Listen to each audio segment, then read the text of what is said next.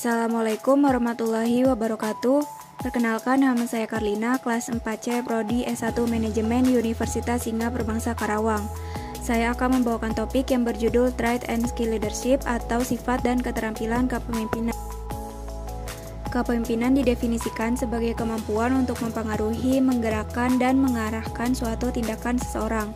Seorang pemimpin harus memiliki rasa tanggung jawab yang besar serta sifat-sifat yang akan menjadi penentu dalam pengambilan keputusan.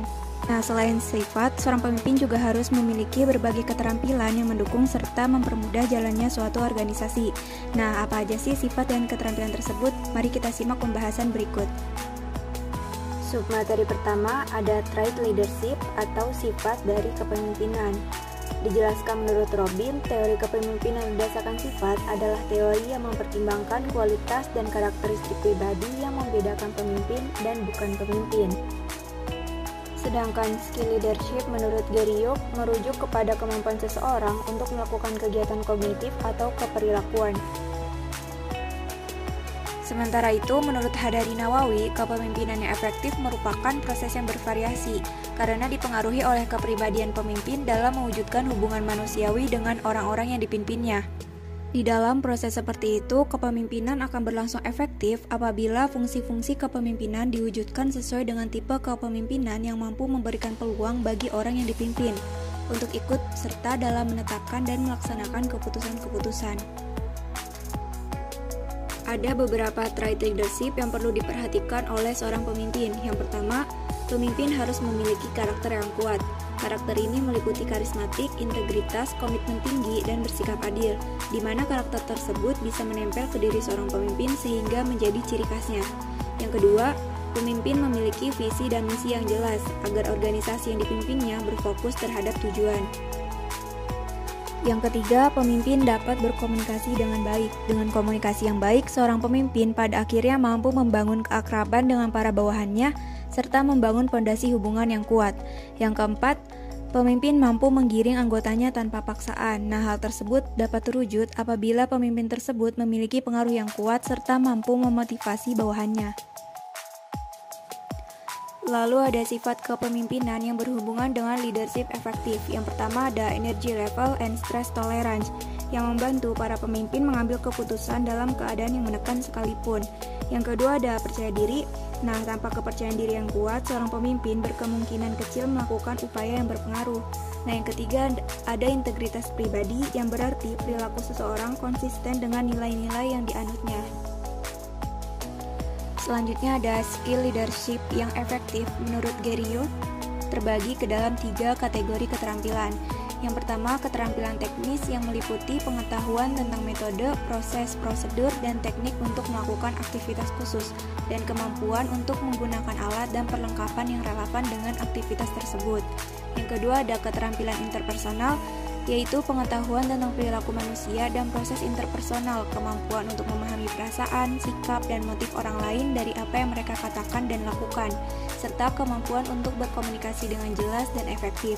Nah, yang ketiga ada keterampilan konseptual, yaitu kemampuan analitis umum, pemikiran logis, kemahiran dalam pembentukan konsep dan konseptualisasi hubungan yang kompleks dan ambigu, serta kreativitas dalam menghasilkan ide dan pemecahan masalah. Selanjutnya kita membahas perpaduan sifat dan keterampilan yang paling relevan untuk kepemimpinan yang efektif. Yang pertama ada kecerdasan emosional yang mencakup empathy, self-regulation, kesadaran diri emosional, dan kemampuan untuk mengungkapkan perasaan seseorang secara akurat. Yang kedua, kecerdasan sosial atau kita sebut sebagai persepsi sosial yang merupakan kemampuan untuk memahami kebutuhan fungsional, masalah, dan peluang. Persepsi sosial ini melibatkan keterampilan konseptual dan keterampilan interpersonal. Yang ketiga, kemampuan belajar. Belajar di sini merujuk belajar dari pengalaman. Dalam lingkungan organisasi yang terus beradaptasi, seorang pemimpin harus cukup fleksibel untuk belajar dari kesalahan. Lalu ada studi kasus pada Chief Pilot Airbus 330-300 Garuda Indonesia. Siapa sih yang tidak mengenal PT Garuda Indonesia yang merupakan maskapai penerbangan nasional Indonesia yang berkantor pusat di Bandara Soekarno-Hatta. Chief Pilot sendiri adalah orang yang memimpin para pilot, sedangkan Airbus 330-300 merupakan pesawat besar yang melayani rute internasional. Kondisi yang terjadi pada saat itu terdapat banyak kasus pilot yang menunjukkan penurunan kinerja, mulai dari mogok kerja hingga melanggar etika dan hukum. Padahal chief pilot sudah melakukan tugasnya untuk berkomunikasi dan mengendalikan kinerja mereka melalui komunikasi kepemimpinan. Nah, setelah ditelaah, ternyata terdapat beberapa hambatan yang membuat kinerja chief pilot dinilai kurang efektif.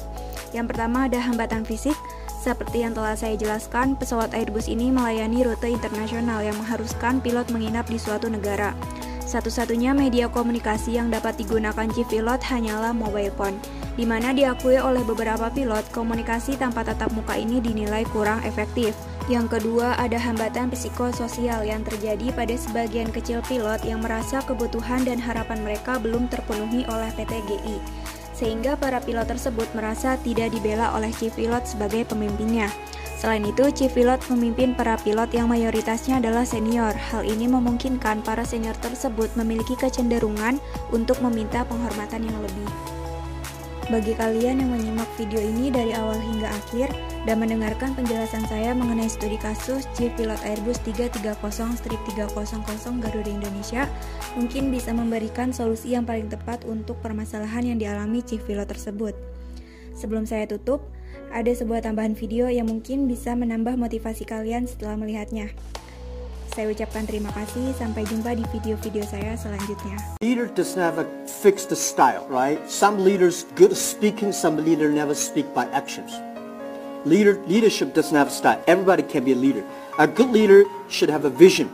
The vision is that, vision not necessarily good, because when I work in the company, when everybody was disappointed, I have to tell them. I have to see before the other people see the opportunity. When everybody excited, I have to see the disaster. Especially as a CEO of like a me in the Alibaba group, my job is to see the problems of the future and kill the problems before the disaster comes. So a leader must have a vision. A leader should inspire a team.